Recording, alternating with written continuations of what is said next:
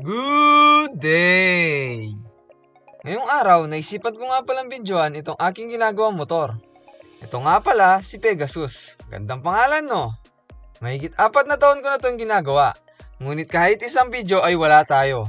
Kaya ngayon, naisipan kong videohan ito upang meron tayong memories nito pag natapos na natin siya. Kaya ngayon, samahan niyo ako. Tara!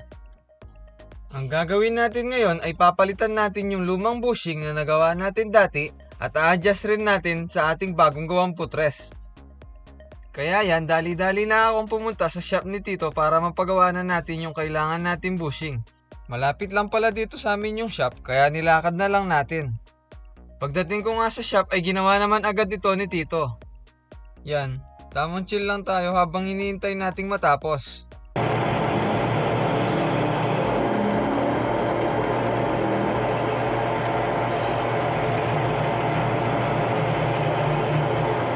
Yan, sa wakas, natapos na rin yung pinapagawa kong bushing.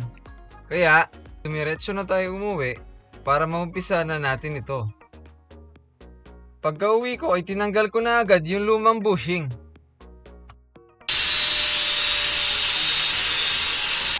Diyan ay medyo natagalan tayo dahil mga palang pagkaka-welding nito.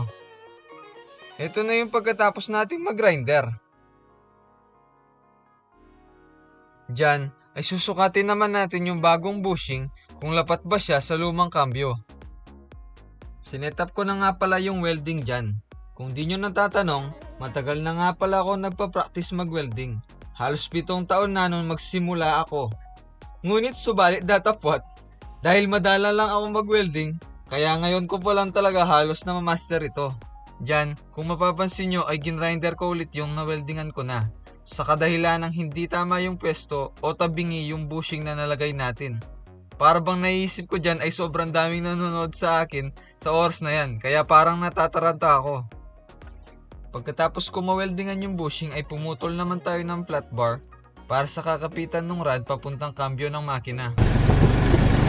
Pumunta naman tayo ulit dyan sa shop ni Tito para mabutasan natin yung flat bar dahil wala tayong drill press o pambutas sa bahay. Kung mapapansin nyo dyan ay bumalik ulit tayo sa bahay dahil nahiwan natin yung flat bar na nabutasan natin. Pagdating ko nga dyan ay agad ko nang binutasan yung flat bar na dala natin. Pagkatapos ay sinukat ko na ito sa bagong kambyo at pinutol.